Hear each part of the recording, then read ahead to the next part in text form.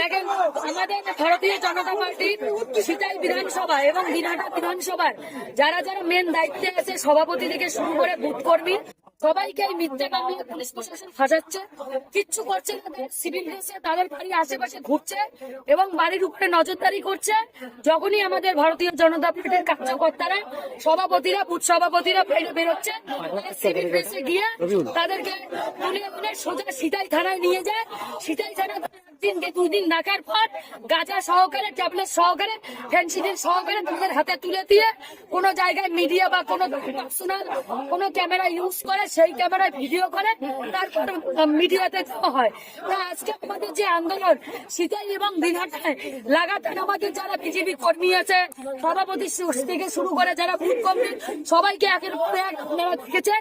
প্রায় 6 থেকে 7 জন আমাদের ভারতীয় জনতা পার্টির কর্মীরা এখনো জেলায় উপস্থিত।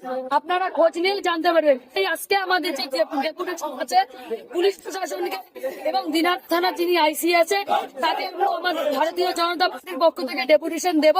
তিনি যদি কোনো ব্যবস্থা না নেন, আমরা এরপরে পুরো কুচবিহার জেলার 9টা বিধানসভার যারা দায়িত্বে আছে সবাইকে সহ দিনহাটায় এরপরে আমরা বৃহত্তর মিছিলে যাব।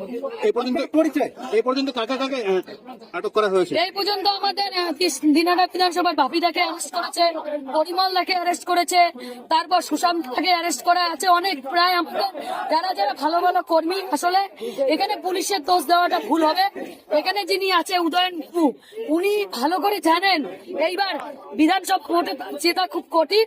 তার স্পাই এসে তারা লাগাতার খোঁজ নিয়েছে।